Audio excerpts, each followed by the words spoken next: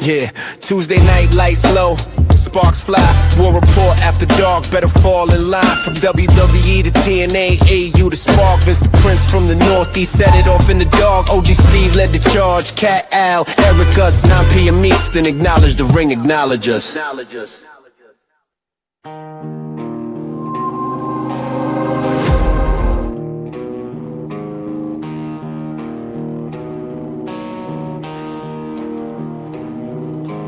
What's that metronome I hear? Perhaps the end is drawing near. You never hear the shot that takes you down.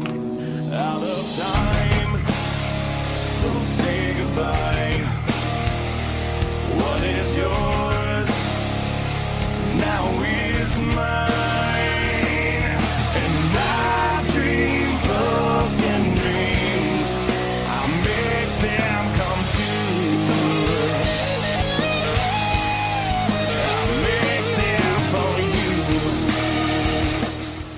What was Cody's is now Drew's. He has done the unthinkable, ladies and gentlemen. Drew McIntyre is your new World Heavyweight Championship. A championship that changed hands on a SmackDown. I feel like when was the last time it has dropped outside of like a Mania or like a SummerSlam or Survivor, like a big, one of the big four? I feel like if you look it up, it's been a long time. But welcome everybody to another edition. A lot has gone down between SmackDown and Raw that we need to get into, so there is a lot to cover, but welcome to another edition. Yeah. How you guys doing? I'm doing great. I think Al is still getting ready over there, but yeah, man, ready to go. I mean, holy shit, that was crazy. Drew McIntyre, man. There is a wrestling god. I've been praying to him. And There has to be. my prayers. I've been eating my vitamins and saying my prayers actually, Brother. and it worked out, brother. Brother. And I don't know what I'm more excited about. And there's very few things that get me more excited than Cody not being champion. But I truly think McIntyre winning it supersedes that at this moment. So I'm uberly excited, dude.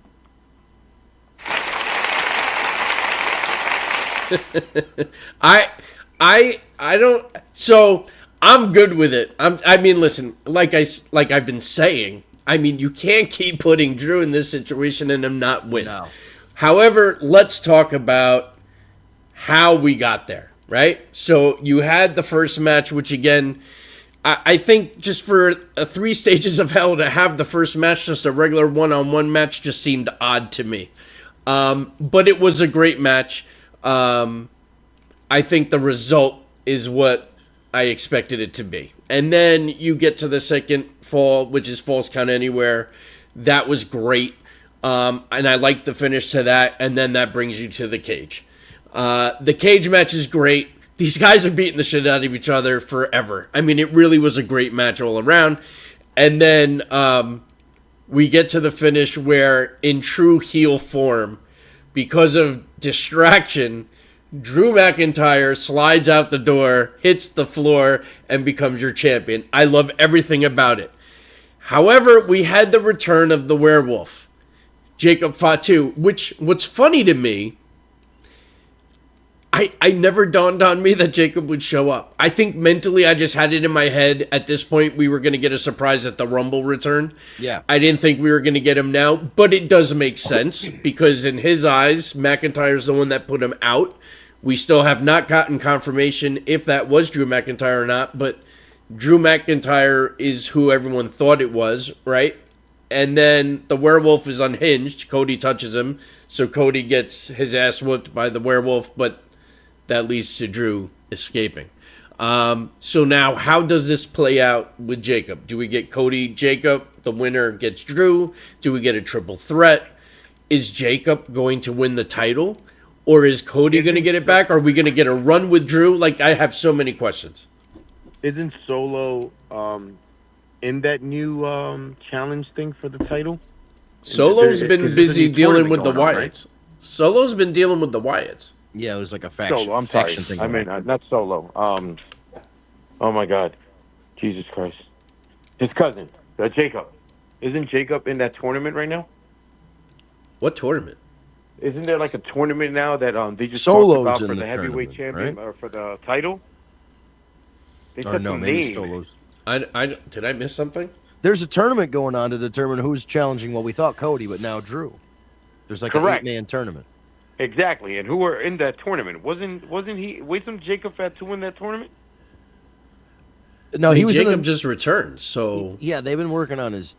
like we haven't even heard. I mean, this week is going to be the first time we hear from Jacob since he's been off TV. So whatever tournament, if he's going to be in it, he's going to announce that he's going in it now, I guess. I thought it was said Monday. What did I miss? What tournament? There is a tournament going on though. Yeah, I'm trying to find the championship. Did this get announced on Raw or SmackDown? SmackDown, I believe. Well, it was like 2 weeks ago or 3 weeks ago. I'm so confused. Yeah, let me see here. Definitely. So a the following tournament. matches will take place next week on SmackDown in London. Randy Orton versus The Miz. Matt Cardona versus Trick Williams. Solo Sikoa versus Damian Priest. Sami Oh, Zayn that's versus right. I Ilya do Dragunov. remember this. Yeah, Correct. yeah, yeah. That is Okay. it. That is it. I- See, you're I'm not right. going crazy. No, you're not. I do remember that now. I do remember that. So that's that tournament that eventually whoever, probably Sammy, is going to end up challenging Drew and losing because, you can't have Drew lose before the Rumble. Well, you could. I don't think they will. I do think this is not going to be a long run, though. No. Either Cody's going to win it right back, or maybe they do give it to Jacob. I mean, everything I've heard is that WWE is prepared for Jacob to get a monster push in 26. So, what bigger push than throw him into the world title?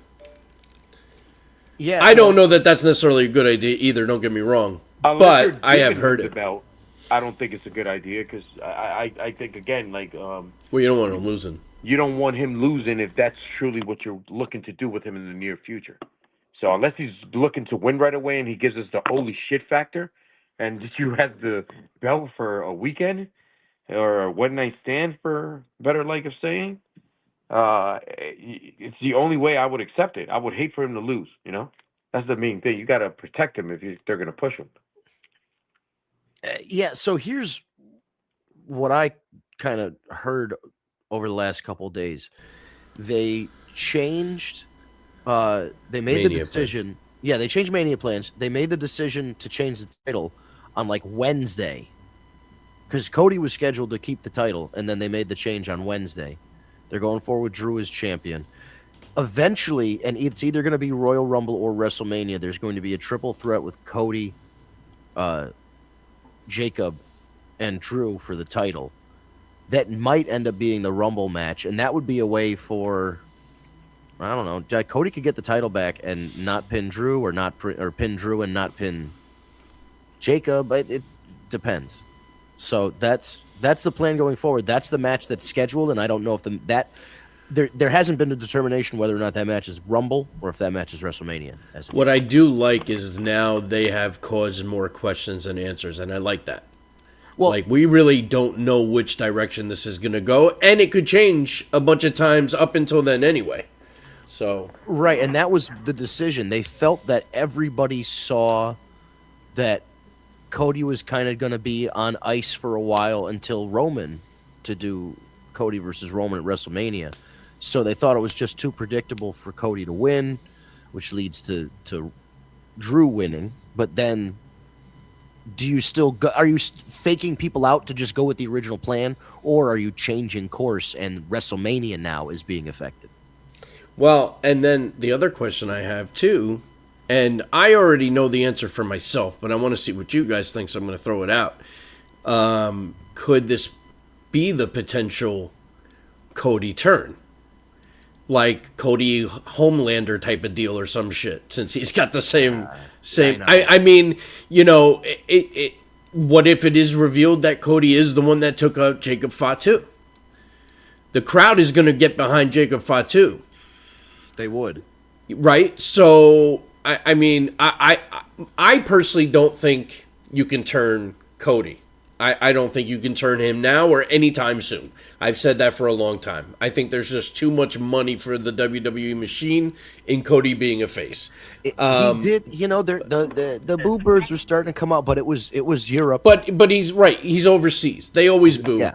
I mean, the true will be when they're home, and I think the next time they're back, they're in the Carolinas, so they're in, Flair territory. country, right? So.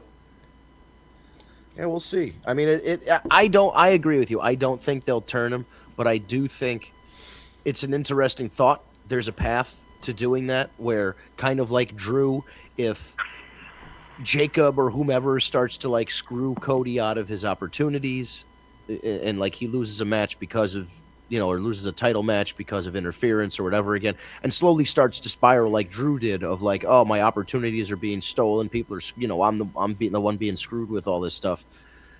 You could kind of take it that way, and then eventually you could even have a babyface Drew and a heel Cody, and it's the very similar kind of vibes, but it's just they flip where they align. So what I see transpiring here is, yes, I agree with you guys.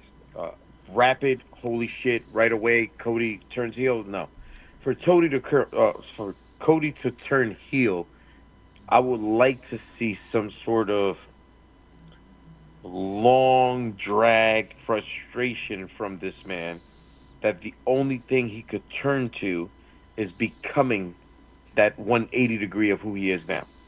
I wouldn't want it to be just overnight, because there's nothing behind it. Like, what cost it? Like, you've won every match you've had. You just had a kid. You're fucking rich. You have great suits. Like, what could go wrong with your life? I want to see him struggle. Like, right now, we complain Cody don't lose enough. Well, guess what? I want to see a fucking Cody streak of losing.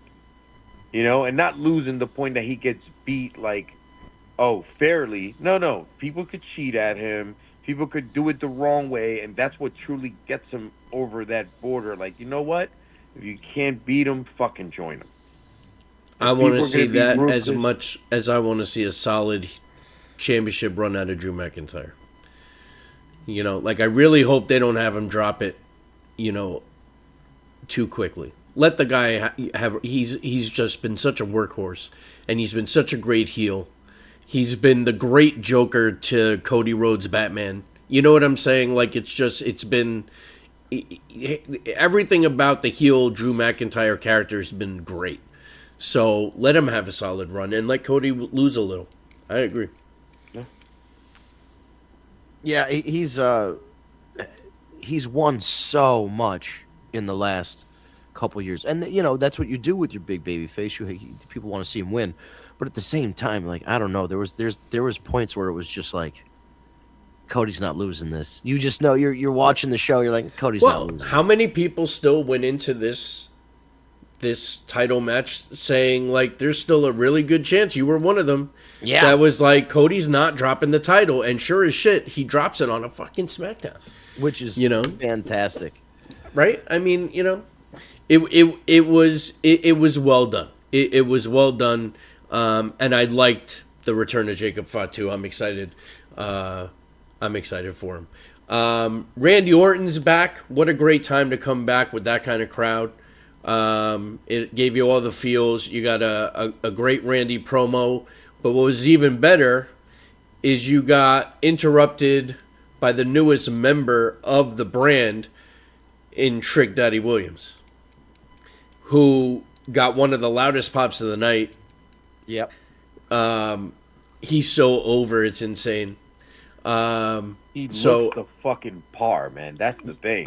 He does. Yeah. He can talk. He looks good. He can wrestle. Fucking heavyweight championship. Yep. So he has a confrontation with Randy Orton, which was great. And then it went into a match against Rey Fenix, which was a great match. And it was good to see Trick get over and start his run, on the brand. Yeah. I really am just waiting for them to put Ray with his brother and call it a day. Like, you got him with Dragon Lee, and we'll get into that, but put them all together. Like, just don't call it the LWO. Right. Call it something else. The one time Yeah. we're okay with them lumping all the Spanish guys together, they won't fucking do it. They'll put together Colombians and Puerto Ricans and Dominicans to make an LWO, but Yeah. they won't put the Mexican guys all in masks. Like, what the fuck? It's the easiest slam dunk in the world. They all have masks. They're all from Mexico. They all know each other. It's a fucking it's a team right there. Done. And they work so fucking well together. Like, people always say the Usos are great because they just know each other. They know what's coming. They share a brain, right? It's the same thing with these guys. Yeah. Especially, like, wait until you guys see Penta and Rey Fenix on TV together. Like, if you haven't seen it in AEW or Lucha Underground or whatever, wait until they put them together on WWE TV. 100%. You're going to see some crazy shit.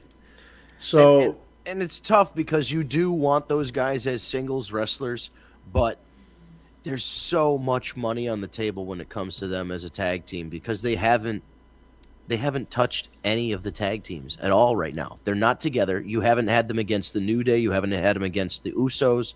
Like, there's the War Raiders. There are so many opportunities out there for great I don't even think tag that they've team. alluded to the fact that they're brothers on WWE TV. They might have mentioned it once or twice. I don't even know. I don't think so. I don't think so either. So, But I don't dislike Dragon Lee. I just feel like they keep bouncing them around with these yeah, random but people. you know what, though? Dragon Lee and Penta together was phenomenal. Yeah, last- it is a good team. They were so good together. So you had Julia versus Alexa Bliss. It was a good match, but Charlotte wasn't there.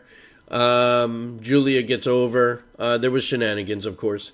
But then one of the other big matches of the night, you had MFT versus the Wyatt Six.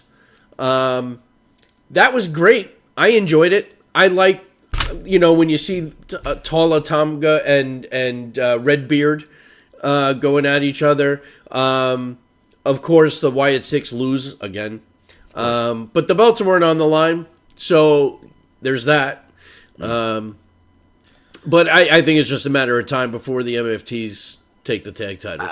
I think so. And that Tala Tonga, listen, he's no Harley Race in the ring, but when he gets in there, the reaction, he's just such a big freaking guy Yeah. that the crowd just loves it, and it's a spectacle. And that's part of wrestling, is like, if you're not going to be a great wrestler, you should at least be a spectacle. And Right. that guy is all. And like you said, you have him pair up with another big dude, like the visual of big bald dude with a red beard, and then this other big Tongan guy, and it's like an old gladiator pit or something, just two different tribes going at it, and you're like, this is war. Yeah.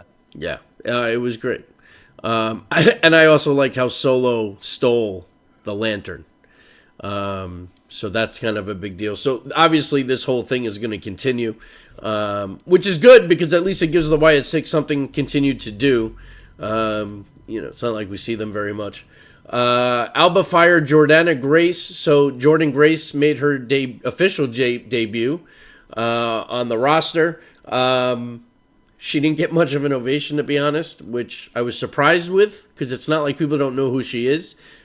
She put on a good match with Alba Fire, but it's Alba Fire, so I don't think anybody really gives a shit. But it did give Jordan Grace an opportunity to showcase, I guess, to people who didn't know who she is, what she can do. I mean, she's just a powerhouse. So she's going to be a good addition to the brand for sure. They had a face-off in the rampway with her and Jade Cargill, where Jade kind of came out and like a dog marked her territory.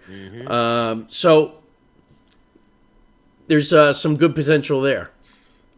I think so, and it is. I mean, listen, people do know. There's a certain amount of the crowd that knows TNA isn't really as big as it once was, but like, people still know her from that, and from like, she had a great indie run before she went to TNA. Like, she's really, I've seen her in several matches across a lot of different companies, and I mean, she's great, and she got into fantastic shape. Maybe too fantastic shape. Maybe put down the horse meat and the special milkshakes. It's not just protein powder, is what I'm saying. Holy shit. Yeah, But- that's for sure. But I think it's a great idea to take somebody like her and eventually put her up against Jade, because that's going to help Jade out a lot to have Oh, yeah. a veteran in the ring with her. But also, like Jordan Grace, she gets to really show out and kind of, in a big way, you're challenging for a title. So people kind of, if you get pushed to a title challenge right away when you make your debut, people understand you're a big deal. And like, even if you don't win, as long as she puts on a good showcase, she could have, ride the momentum. And going up against somebody like Jade Cargill is going to give her the ability to showcase her strength, because Yes, it'll be very believable that she can throw Jade around like as if she was as tall as Jade. Because again, she is a powerhouse. So it'll be fun to watch, and I do think you're right. I think it'll help Jade out a lot. It'll be good for both of them. So I think that's just a matter of time. You got Carmelo Hayes versus Shinsuke. It was good to see Shinsuke back, back being a face, the old Shinsuke. They put on a great match because they're both phenomenal in the ring. Right. But as usual, Shinsuke comes back and loses again. There was a nice sign of respect. I'm not saying he should have won, because you put him in a situation where Carmelo just won the title, so he's got to win. But again, we put these guys in these situations like, fucking Christ, Shinsuke deserves a win every now and then. Yeah. Yeah, and it's rough. I mean, like you said, you put him in a match against somebody who just won a title. He can't lose. Right. The new champion can't lose. But maybe don't book him in the match. Like, you realize that every time you put Shinsuke out there, you're putting him out there to basically like do the job, and it's just like, oh, he's probably going to lose. Like, he needs, in order to effectively be somebody that puts somebody over, you need to win matches too. You need to be credible, and then you lose and you make Carmelo look credible. Right. But yeah, man, I think they should just put him in there against, I don't even think he's with the company anymore, but a guy like Ridge Holland. You know what I mean? You put him in there against Ludwig Kaiser. Ridge Holland got released. Yeah, so, but you know what I mean? You put him with a guy at that level. So let's say it's like Ludwig, whoever it is. You pick a lower level guy, and he beat, and I'm not saying Ludwig Kaiser as one of the Americano guys. I just mean like a lower to mid card non-title holder that Shinsuke can run through in a couple minutes, do his little pose, hit the Kinshasa, look good, build up a couple of those, and then do this match against Carmelo. Because then it's not just like, oh, Shinsuke on another losing streak. Right. Especially when it's kind of like, oh, we haven't seen him in forever. Now he's back. Yay. And then he loses again. Right. He gets a big pop, and then, it is a surprise. And But it was a great match. I mean, but again, you expect that out of both of them. I mean, Carmelo Hayes has been hitting on all cylinders lately. Yeah. So real happy for him. All right. Let's shift over to Raw. Raw had some very interesting moments. You had your new tag team champions come out on the women's side. Rhea Ripley, Io Sky. They cut a good promo. That led them basically putting out an open challenge, so to speak. And then you had the shenanigans. You had Bayley come out with Lyra Valkyrie saying they should get the shot. The crowd did the whole Bayley chant, which was awesome. The crowd was great, as always, international crowd. Oh, yeah. You had Liv Morgan and Roxanne Perez come out saying that the title shot should be theirs.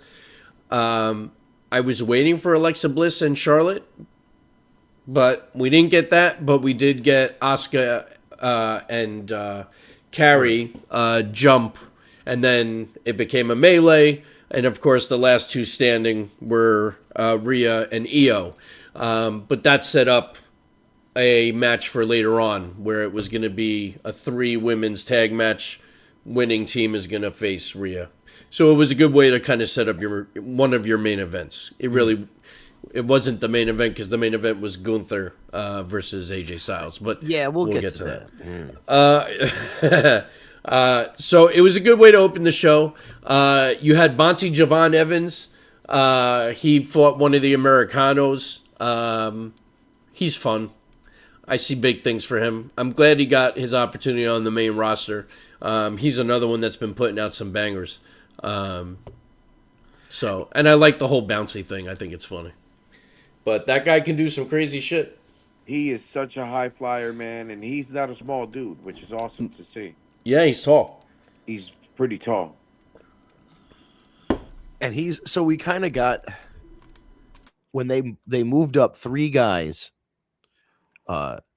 Trick, Javon, and Oba, and you have 3 different sizes basically. You've got like a lean, tall guy who does high flying stuff in Trick here, and then you've got let me just make sure I get everybody's names right. No, in Javon, and then Trick is more like Al said, like a heavyweight guy, and then you've got super duper heavyweight Obafemi, and Powerhouse.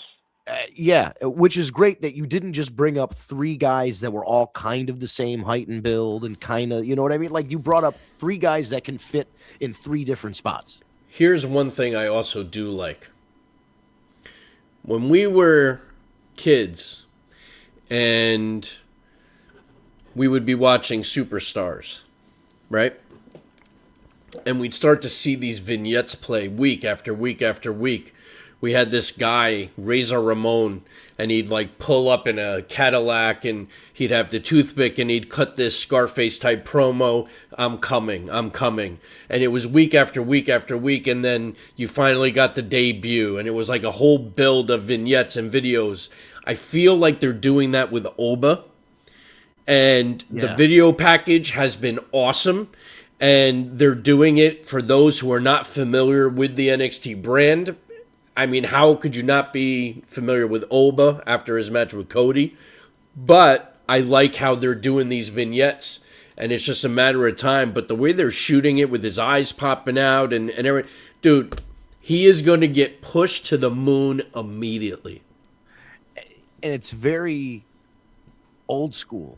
Like, this is a bad comparison because the guy scrubbed out pretty fast, but this is how they introduced, like, Nathan Jones. Good day. And there's a lot of the guys like that where it's, especially with giants or guys that they want to be giants, they'll do these kind of things where they show like a close up on the eyes and then like a big choke slam and like a big power move, and then he's like walking down a hallway but the camera's kind of low so he looks like he's 10 feet tall. I love it. I think you do that, like you said, to get the people familiar with him, and just based on the fact that he vacated the NXT title, he didn't even put somebody over. There wasn't a match where there was like interference or like he got rolled up and kind of surprised or any number. You know, you can do a lot of things to get an out in a match and get the result you want. But they said, no, we don't want him putting over anybody before he goes to the main roster. So he vacates the NXT title. We have these vignettes running. There's no way he's not in a big match at WrestleMania. He might win the Rumble. Like he went from off the radar for the most part to wrestling on the John Cena retirement show to now potentially being a Rumble pick over guys like Braun Breaker. So here's what I'll say to that. I still stick to what I've been saying for the last few weeks. I'm sticking with Breaker. I think Breaker wins the Rumble. I do think you're going to get some incredible moments in the Rumble with Oba. I mean, if you think about it, Oba clears the ring, Brock Lesnar comes out, or Brock is already in the ring cleaning house and Oba's music hits and he has that Keith Lee moment, well, who the fuck is this guy, right? And then you have Oba and Brock nose to nose, or Gunther, or, I mean, I can keep going, but the potential, I mean, even if you bring Omos back for the Rumble, because they usually do, you have Omos and Oba face-to-face, like, you can have some amazing moments in this Rumble, and Oba doesn't have to win to have those moments. You know what I mean? Right. Braun needs to win the Rumble, and we'll get more into that later, but I'm sticking with that. But Oba, I for sure is going to be in that Rumble. Yeah. Oh, he's going to... And I mean, at this point, we may not see him on TV until the Rumble. It's very possible. And then we're only a few weeks away at this point. Yeah. He might be Final Four in the Rumble. If he doesn't win, he might be Final Four. You imagine if the Final Four, 3 out of the 4 are the NXT call-ups that you just had up? No way. It won't happen. No, of course it won't happen, but could you imagine? Like, talk about I a think shock. I think the place will get booed if that happens. I don't know I about think that. I think you've definitely got Braun in the final four. You might have Oba in the final four. Randy Orton. Or Orton's a are good- you counting Bronson as NXT? No, right? No, Braun Breaker No. or Bronson? No. He was talking about if you had Javon, Trick, Javon and the Oba, other two. Gotcha. which would be crazy, but I don't think he'll Expect you. Let me expect Javon to do something crazy during the Rumble. he'll be the new he could probably He'll be the Kofi- new Kofi Kingston. Yeah. But I Right. don't want him to just be that Kofi Kingston, do the spot and get eliminated. I want him to actually like fucking do well in this Rumble. Well, and he might.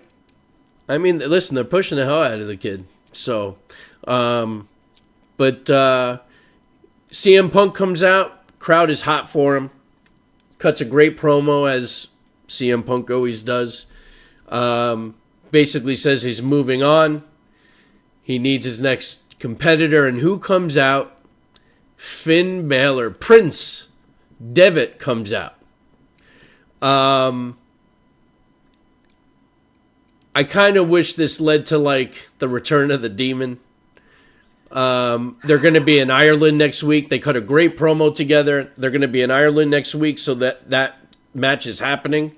But I don't see CM Punk losing the title. No, I'm especially not to Finn. Like that's just not going to No. happen, especially with the way they've been booking him for the last decade. Could be a great match, though.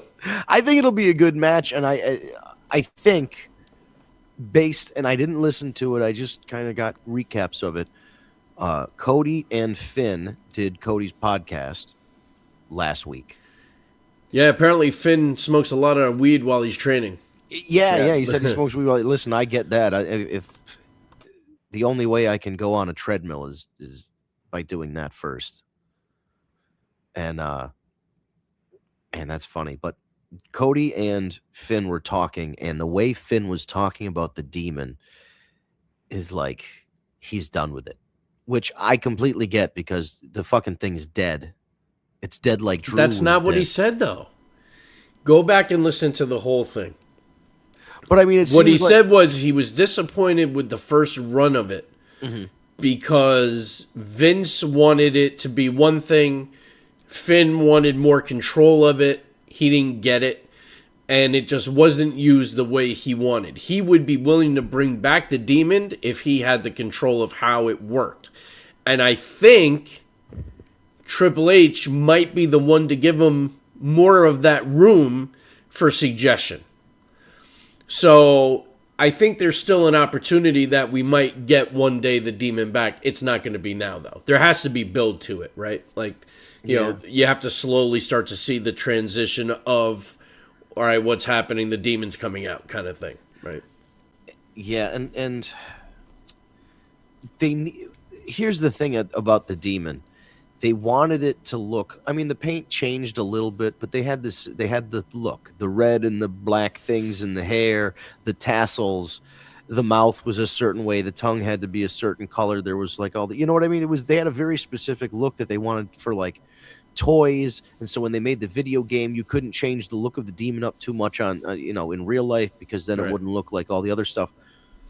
When he originally started doing the body paint in Japan, he would do superheroes. He'd do Venom and Carnage and Wolverine or whatever, Batman. He would do different properties.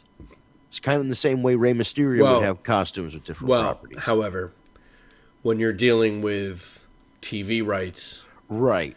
that's going to be a massive copyright issue for WWE if he comes out with a Marvel character painted on him, right? But So they also exist in a world where they work with Netflix and a bunch of other companies that could give them the okay. They really should have done on the Stranger Things episode. He should have came out as the Demon, styled with like Stranger Things Demogorgon paint, so he looked like something out of Stranger Things. yeah. Like little I mean, things like that. I think at this point it has to be something massive Yeah, where it comes back. You know what I and mean? the look has to be different. It just there was something about it that it was cool, but it just like it lacked a little something. It's also a shame that there's been no build-up to this match against Punk.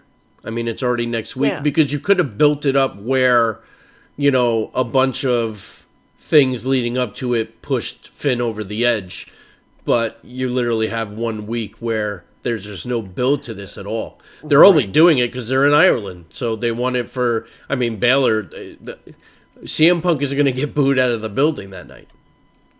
Yeah, pretty much. Which is fine because he can, like you said, it's Europe. Yeah, He come I mean, back to the people know. United States. Everything goes back to normal. Exactly.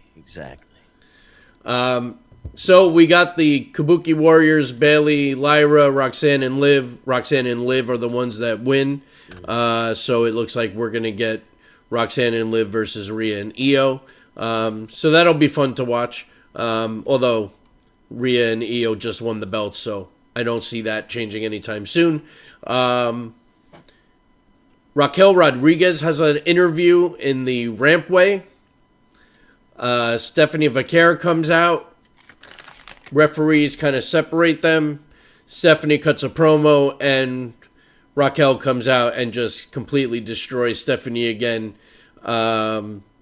So I don't know if they are officially writing Stephanie off TV or they're just continuing with this.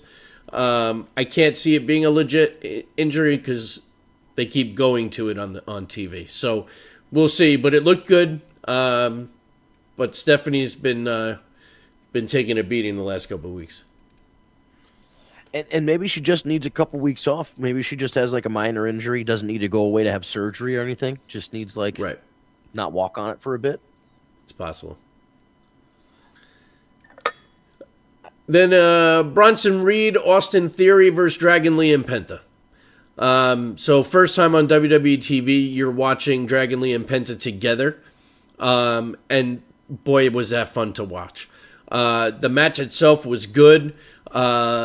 Congratulations, Logan Paul, on officially becoming a full-time WWE superstar and signing a long-term deal.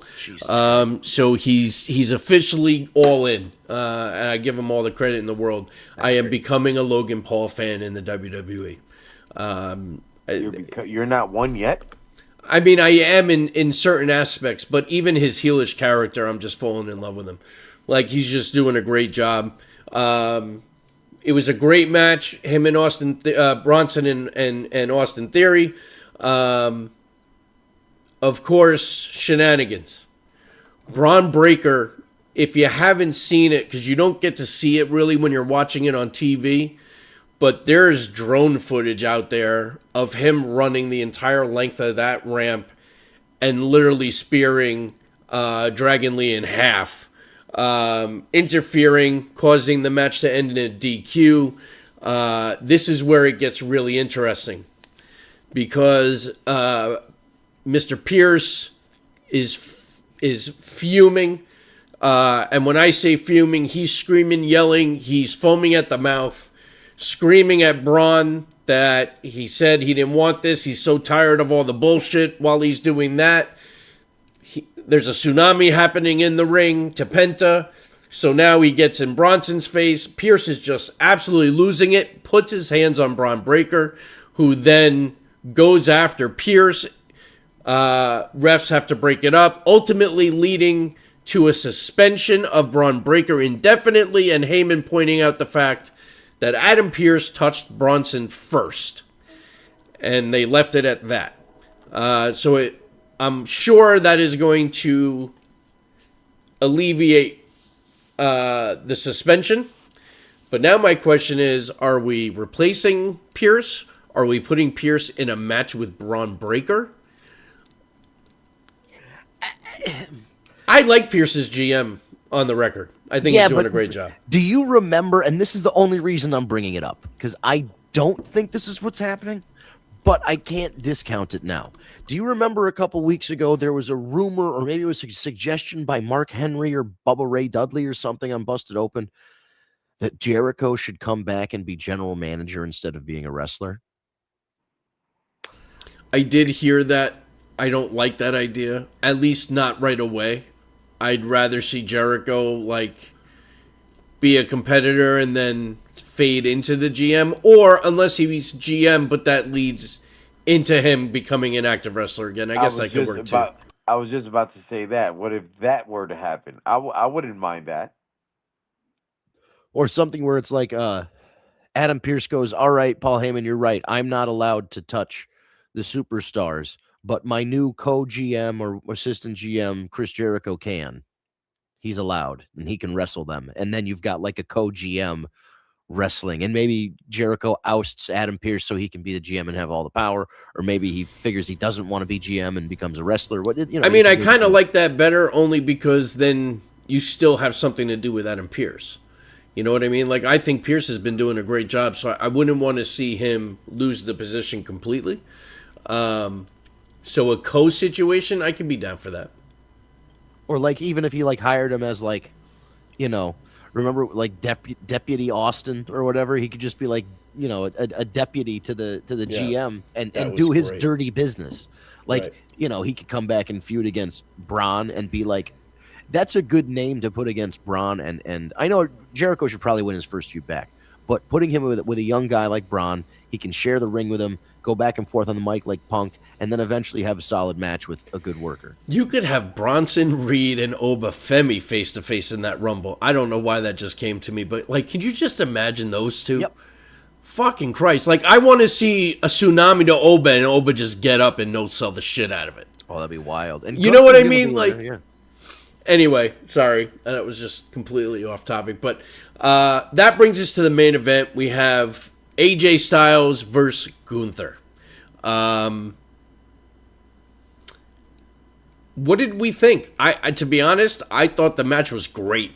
I enjoyed the match completely. I didn't hate the finish. I actually really liked the finish because it just shows you how smart Gunther is. Like, he knows he can tap him on that side. The ref's out of position. He's not going to see it. It'll break the hold. AJ will then be distracted by it, thinking he won. Right. Low blow, powerbomb. Like, to me, it was brilliant. And it's very heelish, which works for Gunther's character. Doesn't hurt AJ at all because he didn't lose cleanly.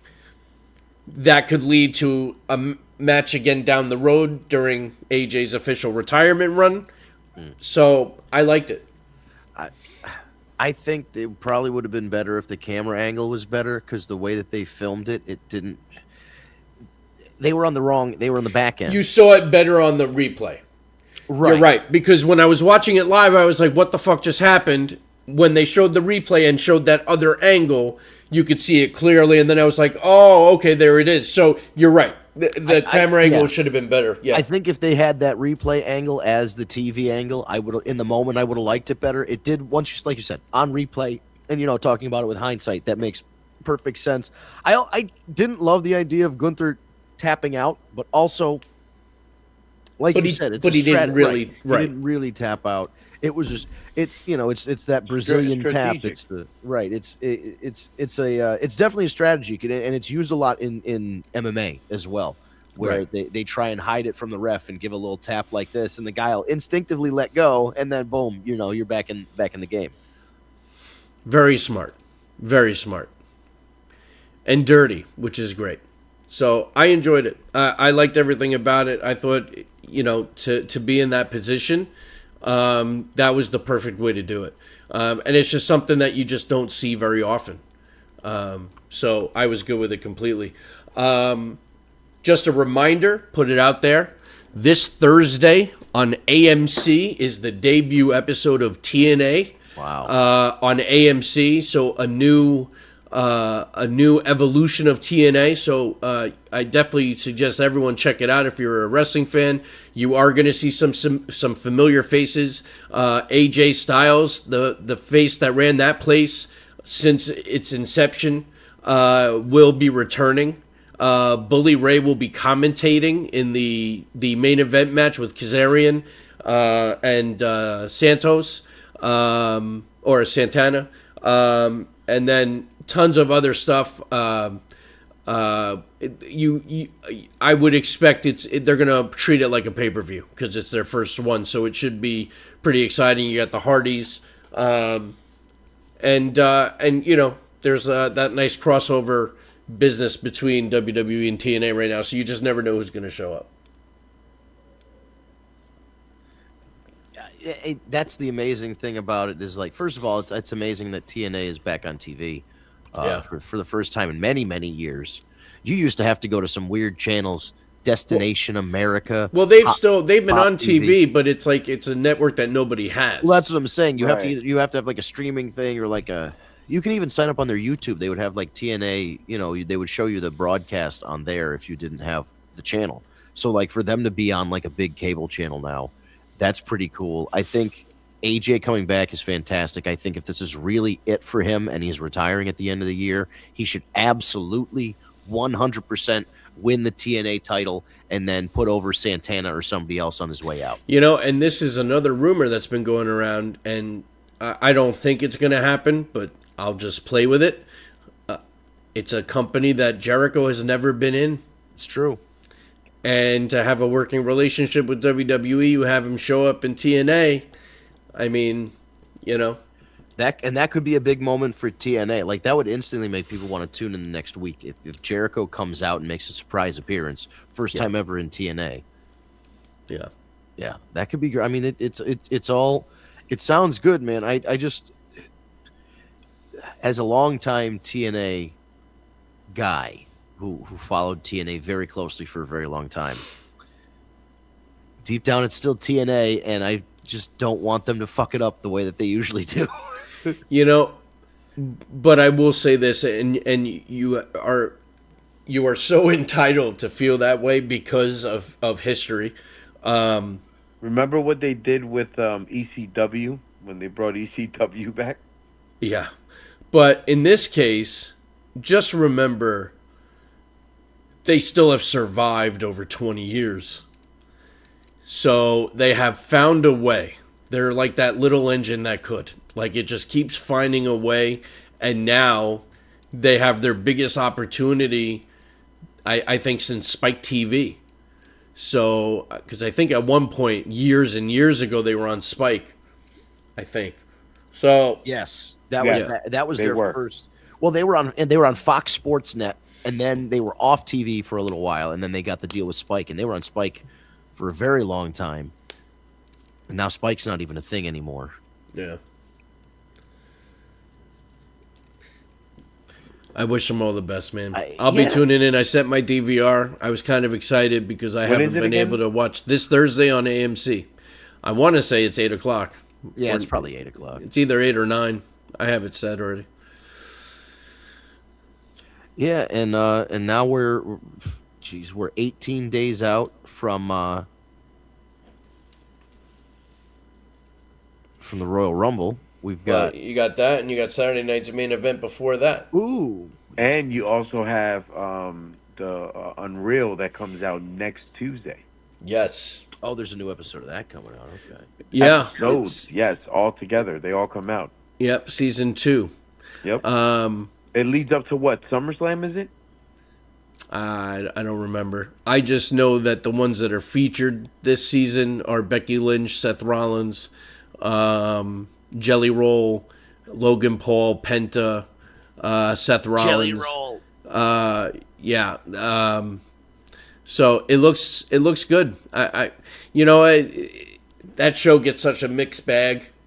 You know, does it say too much? Does it, open up the curtain too much and this and that? Is it revealing all the tricks? And, at the end of the day, it's still a WWE production. It's still a TV show. They're not showing you everything. They are showing you more than they ever have in certain aspects, but I think in a very cool way. Like, there's something to be said watching a bunch of those guys in the conference room talking creative, and just giving you a little insight of what goes on. It just gives you more of an appreciation for what they do. It humanizes them more. They're not just these larger than life characters on TV. I like it. I'm a big fan.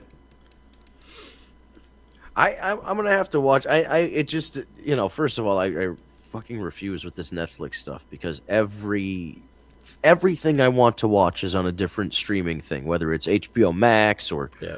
Hulu or some other garbage platform. So I just don't have Netflix right now. Fuck it.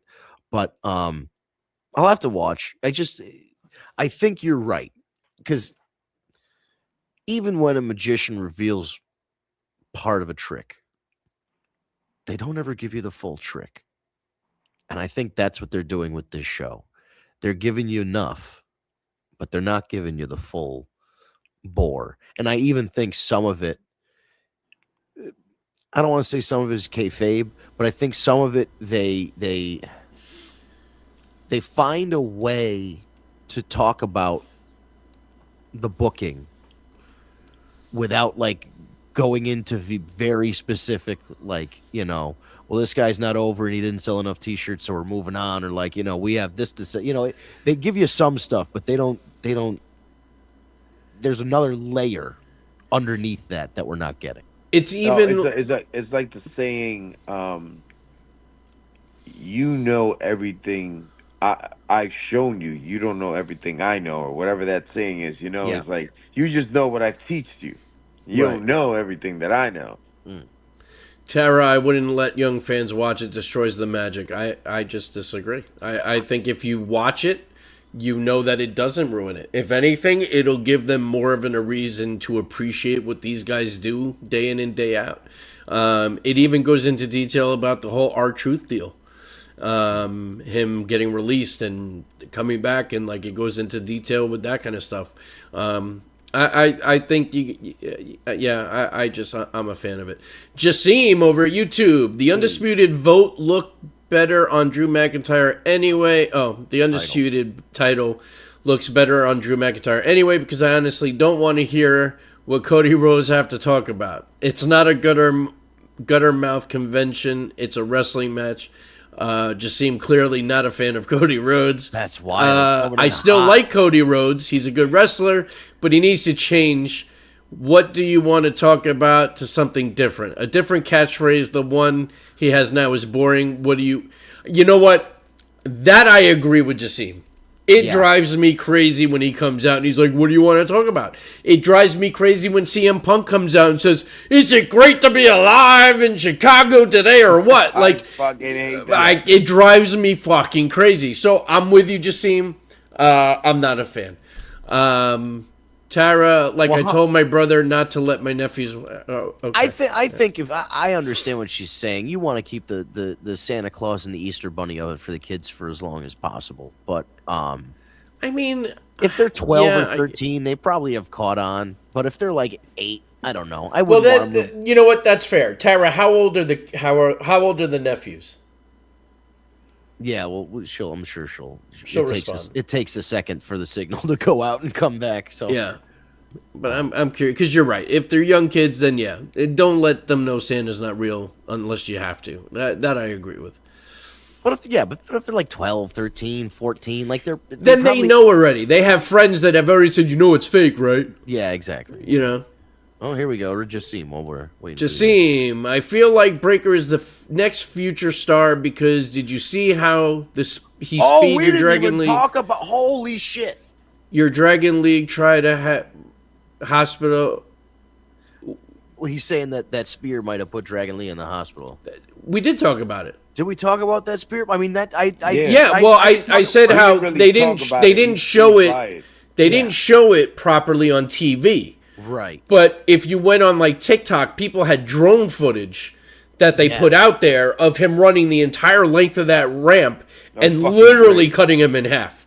Oh, it was great. I can't. That guy runs so. He has to run like a 4.65 or something. Well, they say he runs runs. As he is. They say he runs the ropes at 23 miles an hour, which is fucking nuts. I don't even know how to comprehend that, honestly. I don't. There's no way to.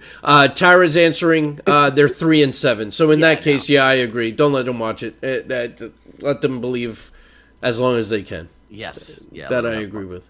But it'll be something when they're 12 or 13. Then you go back and you show them all the seasons. Yeah. Once they'll know.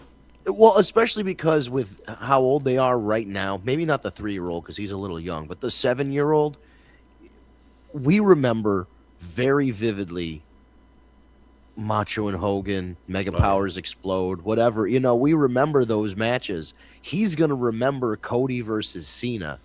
Yeah. And he's not even going to remember that there was all this drama about The Rock and Travis Scott. And he's going to go back and watch it and go, oh my God, all this stuff. He's going to be like, when I was 7, I saw one thing on TV and I had no clue all this other stuff was going on. Yeah. It's true they get tunnel vision just to what they, you know, like right now, like all these kids, it's all about Cody Rhodes. You know, it's tunnel vision on Cody or John Cena up until recently. Up until now. But yeah. Well, other than that, this has taken us all to the top of the hour. Anything else going on? Anything else you guys want to bring up before we take it home? Yeah, man. On Raw, who am I kidding? Fuck Goldberg. I was waiting for it. That's funny. Like clockwork. All right. I hear the music. I guess it's that time, guys. Thank you for tuning in. We do this every Tuesday, 9 p.m. Eastern Time. Whatever platform you're listening on now, whatever app or website, just stick with it. We'll be right back there. Tuesday night, 9 p.m. So if you're on Facebook, whether you're on Steve's Facebook or you're on the Tag Me a Date Facebook, or whether you're on the Tag Me a Date YouTube page, that's where the live stream's always going to be. You can also follow us on social media on Facebook, Twitter/X, YouTube, Instagram, and a couple others at Tag Me a Date. That's all one word with no spaces. If you go to Facebook.com, type Tag Me a Date in the search bar, you'll find our page. Hit the thumbs up to like the page. And the live stream will be in your news feed at 9 p.m. on Tuesdays. But if you go to YouTube, you type Tag Me a Date in the search bar, you hit subscribe, and then you hit the notification bell, and you'll actually get a notification on your tablet or your phone when we're about to go live on a Tuesday night. If you follow us on social media, we do post shorts and reels of the show prior, the week before, leading up to next Tuesday's show. And as I said, that's at Tag Me a Date. But if you prefer TikTok, it is the War Report Podcast. So if you type the War Report Podcast in on your TikTok app, give us a follow. You'll get those same reels and shorts that you would have gotten on Instagram or Twitter. So that's that. Oh, if you prefer the audio version instead of the video version, you can, of course, go to your favorite podcast app, Stitcher, SoundCloud, Spotify, Google Podcasts, Apple Play Podcasts. Type in Tag Me a Date, type in the War Report. You'll see the logo that's in the top right-hand corner of the screen over by Steve. You'll see our names in the description. Hit that subscribe button. We rip the audio. We upload it between Tuesday and Wednesday so you can take it with you wherever it is that you go. If you're driving, going to the gym, doing laundry, whatever, all you have to do is subscribe, and it is delivered right to your tablet or your phone by sometime on Wednesday. So with all that being said, thank you guys so much. Leave a like on your way out. Comment, subscribe. We'll see you next week. Have a great one.